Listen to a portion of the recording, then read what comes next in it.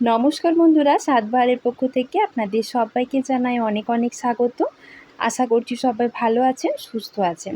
তো বন্ধুরা, আপনারাও কি এবছর অষ্টমীর দিনে প্রতিদিনের মতো একঘেয়েমি লুচি বানাবেন? আমি তো ভেবেছি এবছর বানাবো ছোলার ডালের ডালপুরি। তো আমি তো শুধু বানালে হবে না, আপনাদের সাথেও তাই রেসিপিটা শেয়ার করে দিলাম, যাতে আপনারাও অষ্টমীর দিন এই ডালপুরির রেসিপিটা বাড়িতে ট্রাই করে দেখতে পারেন। সবার প্রথমে ডালটা আমি বেশ কিছুক্ষণের জন্য ভিজিয়ে রেখে দিয়েছিলাম, তারপর জল ঝরিয়ে নিয়েছি। তার সাথে অল্প কিছুটা আদা আর কাঁচা লঙ্কা দিয়ে একদম মিহি করে বেটে নেব। এবার কড়াতে সামান্য কিছু তেল আর তার মধ্যে অল্প একটু কালো জিরে ফোড়ন দিয়ে দিলাম। এবার যে ছোলার ডালটা বেটে রেখেছিলাম সেই ছোলার ডালটা তেলের মধ্যে দিয়ে দিচ্ছি। তার সাথে সামান্য স্বাদ মতো লবণ দিয়ে দেব আর অল্প একটু চিনিও দিয়ে দেব। চিনিটা কিন্তু অবশ্যই দেবেন, এতে করে স্বাদটা দুর্দান্ত হয়। দিয়ে গ্যাসের আঁচটা একদম কমিয়ে দিয়ে ভালো করে সব কিছু একটু মিশিয়ে নেব। আর দিয়ে দিচ্ছি একটু ভাজা মশলা। আমি এখানে জিরে, ধনে আর শুকনো লঙ্কা শুকনো খোলায় ভেজে গুঁড়িয়ে নিয়েছিলাম, সেইটার থেকে 1 চামচ এখানে দিয়ে দিলাম। দিয়ে ভালো করে মিশ্রণটা শুকনো শুকনো করে নামিয়ে নিয়েছি। এবার এখানে নিয়ে নিয়েছি আটা আর ময়দা। আটা আর ময়দা মিশিয়েই আমি ডালপুরিটা বানাচ্ছি। চাইলে আপনারা যে কোনো একটা দিয়েও একই রকম করে বানিয়ে নিতে পারেন। তার সাথে পরিমাণ মতো লবণ দিয়ে দিলাম আর দিচ্ছি ময়ানের জন্য সাদা তেল। আমি এখানে 5 চামচ মতো সাদা তেল দিয়েছি। দিয়ে ময়ানটা ভালো করে প্রথমে মেখে নিয়েছি।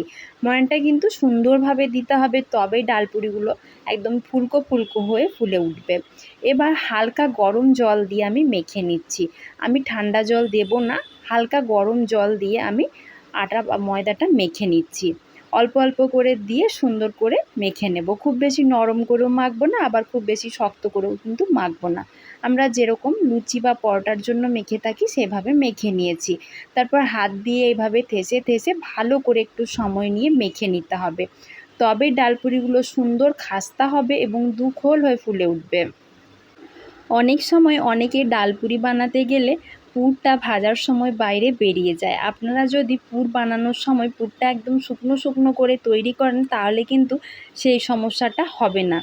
এবার লেচিগুলো কেটে নিয়েছি, তারপর হাত দিয়ে ভালো করে পাকিয়ে নিয়ে একটা এরকম গোল বাটির মতো শেপ দিয়ে দিচ্ছি। এবার এর মধ্যে পুরটা ভরে নেব।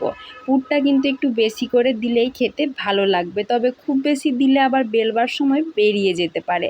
তাই মাঝামাঝি রকম দেখে পুরটা দিয়ে দিচ্ছি। আর মুখটা মুড়বার সময় খুব ভালো করে মুড়ে নিতে হবে, তাহলে আর ফেটে যাবার ভয় নেই, পুরটা বেরিয়েও যাবে না কোনোভাবেই। আমি একদম সুন্দরভাবে মুখটা মুড়ে নিলাম। একই রকম করে আবারও আমি সব কটা আগে বানিয়ে নেব।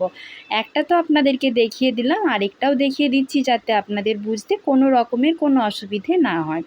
দেখুন, প্রথমে বাটির মধ্যে পুরটা ভরে দিয়ে মুখটা ভালো করে মুড়ে নিচ্ছি।